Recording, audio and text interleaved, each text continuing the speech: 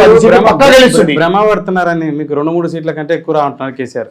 నేనేమంటున్నా, కేసీఆర్ ఏమన్నాడు, 100 కొడతామన్నాడు, ఏమన్నాడు 100 గెలుస్తామన్నాడు, 100 లేదు ఆయన బొంద. ఆలోచించాలి. కేసీఆర్, కిషన్ రెడ్డి ఇవన్నీ మాట్లాడుతూనే ఉంటారు. కిషన్ రెడ్డికి ఇలా ఎక్కడ పడితే అక్కడ నిరసన సెగలు తగులుతుంది ఆయనకి.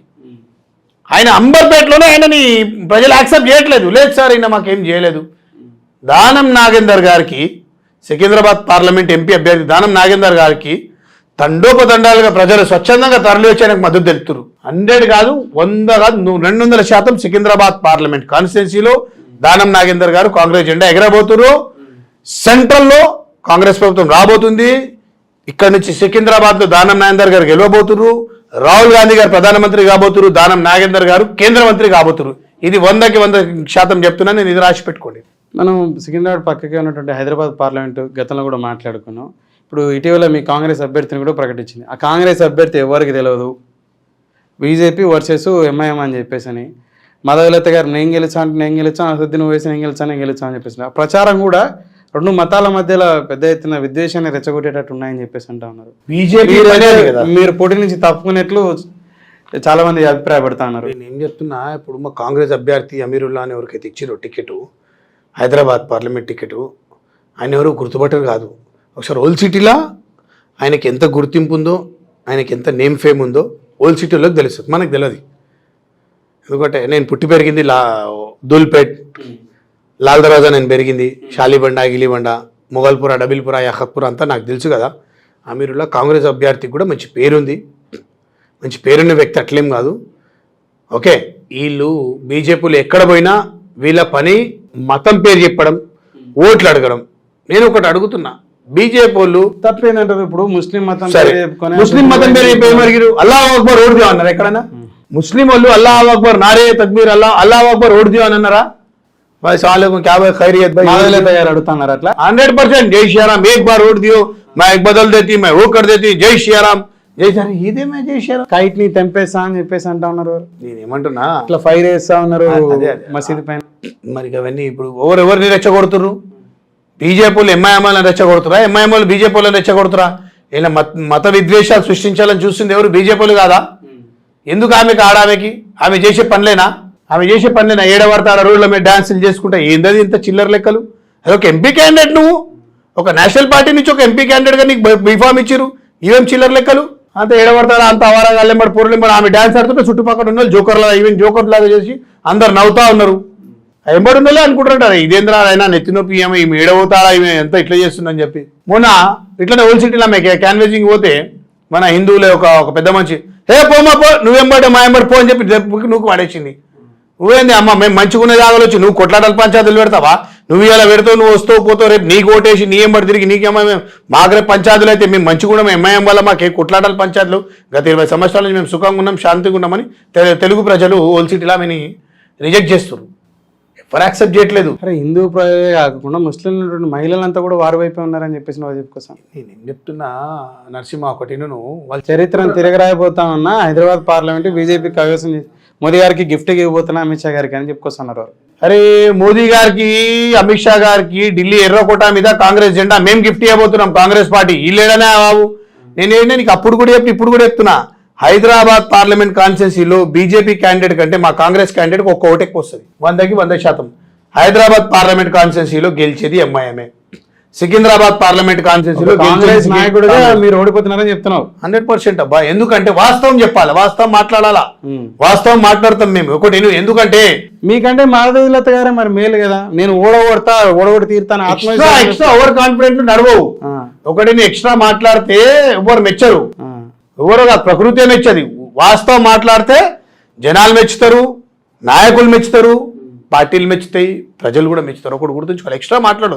ఉన్న వాస్తవం ఎంఐఎం ఓటింగ్ మంచి సైడ్ ఉందా? అందుకే వాళ్ళు మిమ్మల్ని ఏమంటున్నారంటే మీరు కాంగ్రెస్ అని. నేను ఏమంటున్నా, వాళ్ళు అనుకుంటారా మాధవీలత గారు కూడా, ఎందుకంటే మిమ్మల్ని కాంగ్రెస్ అని చెప్పి. మాధవీలత నోరో మోరో మళ్ళీ తెలియదు కానీ అనుకుంటూనే ఉంటారు. నేనేం చెప్తున్నా, సికింద్రాబాద్ పార్లమెంట్ కాన్స్టిట్యున్సీలో కాంగ్రెస్ పార్టీ జెండా ఎగరబోతుంది. ఢిల్లీ ఎర్రకోట మీద కాంగ్రెస్ పార్టీ జెండా ఎగరబోతుంది. రాహుల్ గాంధీ గారు ప్రధానమంత్రి అవుతారు. జెండా ఎగరబోతుందా? రాహుల్ గాంధీ గారు ప్రధానమంత్రి అవుతారు. సికింద్రాబాద్ నుంచి గెలిచిన దానం నాగేందర్ గారు కేంద్ర మంత్రి కాబోతున్నారు. ఇది 100కి 100 హైదరాబాద్ పార్లమెంట్ మీద కషాయం జెండా ఎగురుతారంటారా? హైదరాబాద్ పార్లమెంట్ కాన్స్టిట్యూన్సీలో గత 4 సంవత్సరాల నుంచి ఏ పార్టీ గెలుస్తుంది ఈసారి కూడా మళ్ళీ అదే పార్టీ గెలుస్తుంది. ఆ పార్టీకి ఎంఐఎం పార్టీకి హైదరాబాద్ పార్లమెంట్ కాన్స్టిట్యూన్సీలో నల్లేరు మీద నడికే వాళ్ళ విజయాన్ని ఎవరు ఆపలేరు. నేను చెప్తున్నా కదా, నా చంద్రబాబు ఆపలే, నా వైఎస్ఆర్ ఆపలే, నా కేసీఆర్ ఆపలే, నా రేవంత్ రెడ్డి గారు కూడా ఆపలేరు. ఎందుకంటే వాస్తవం అండి, అక్కడ వన్ సైడ్ ఉంది, అక్కడ మెజారిటీ వాళ్ళకి అక్కడ వన్ సైడ్ ఉంది. వాళ్ళు ఎంఐఎం అనేది వాళ్ళు స్థాపించుకుని వాళ్ళకి చివరగా బీసీలు అంతా కూడా బీజేపీ వైపు ఉన్నారని చెప్పేసి బీజేపీ నాయకులు చెప్పుకొస్తున్నారు. బీసీలలో ఉన్నటువంటి చాలా మంది యాదవుల్ని కానీ కాపుల్ని కానీ విస్మరించింది ముదిరాజుల్ని కాంగ్రెస్ అని చెప్పేసాను.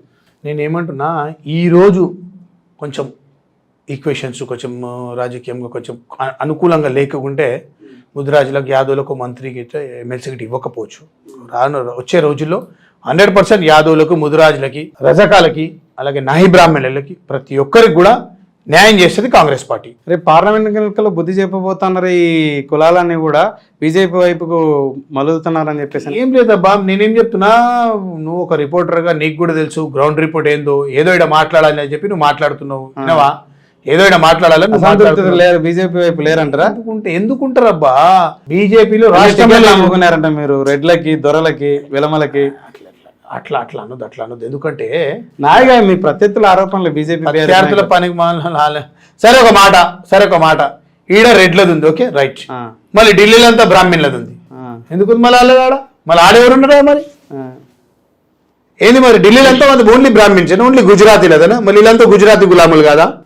ఎందుక ఇప్పుడు రెడ్డి కానీ వెల్మ కానీ ఇంకోరు ఎవరైనా కానీ తెలంగాణలో శాసిస్తురా లేదా? అది చూడండి, తెలంగాణలో అందరూ ప్రతి ఒక్కరికి అవకాశం ఇచ్చిరుగా. ఎందుకు ఇప్పుడు తెలంగాణలో ఉన్న కాంగ్రెస్ గవర్నమెంట్లో రెడ్లు లేరా, గౌడ్లు లేరా, మంత్రులలో అందరు ఉన్నారు కదా? బ్రాహ్మిన్స్ లేరా? శ్రీధర్ బాబు గారు లేరా? గౌడ్ పొన్న ప్రభాకర్ గారు లేరా? మహేష్ కుమార్ గౌడ్ గారికి ఎమ్మెల్సీ ఇవ్వలేదా?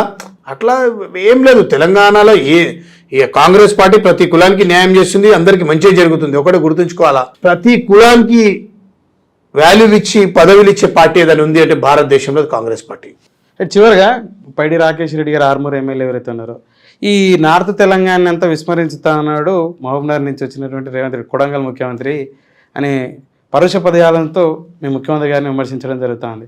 అరే వివక్ష గురి చేస్తా ఉన్నాడు, ఇక్కడ వాళ్ళకు స్థానాలు రాలేదని చెప్పేసి. మరో బీజేపీ అభ్యర్థి నిజామాబాద్ పార్లమెంట్ నుంచి పోటీ ఇచ్చిన ధర్మపురి అరవింద్ గారు రేవంత్ రెడ్డి గారు బీజేపీలో జాయిన్ అయిపోతున్నారని చెప్పేసినట్టు కొన్ని వ్యాఖ్యలు చేశాను. ఈ రెండింటి వ్యాఖ్యల పైన మీ నేనేమంటున్నా, వాళ్ళ పనే అబద్ధాలు చెప్పడం, వాళ్ళ పనే దుష్ప్రచారం చేయడం ఆపోజిట్ వాళ్ళ మీద. వాళ్ళు గెలవరు. ఎందుకు నిజమే కదా రాకేష్ రెడ్డి గారు చెప్పినట్టు కొడంగల్కి తన ముఖ్యమంత్రి అయితే పెద్ద ఎత్తున నిధులు కేటాయించుకోవడం తప్పేముంది? తెలంగాణలో కొడంగల్ తెలంగాణలో లేదా?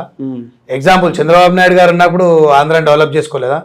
వైఎస్ గారు ఉన్నప్పుడు పులివెంద డెవలప్ చేయలేదా? కేసీఆర్ గారు గజ్వేల్ డెవలప్ చేయలేదా? తప్పేముంది? కొడంగల్ పాకిస్తాన్ లో లేదు కదా, కొడంగల్ పాకిస్తాన్ లో లేదు, కొడంగల్ తెలంగాణలో ఉంది కదా.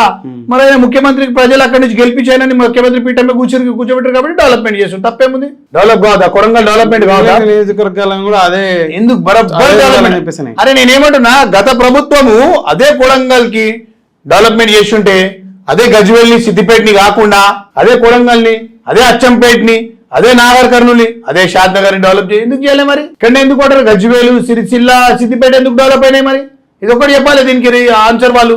నేనేమంటున్నా, వీళ్ళు అనేది అంటూనే ఉంటారు. సో ఎవరు ముఖ్యమంత్రి అయినా ఆయన కాన్స్టిట్యున్సీకి ఫస్ట్ ప్రయారిటీ ఇస్తాడు, డెవలప్మెంట్ చేస్తారు.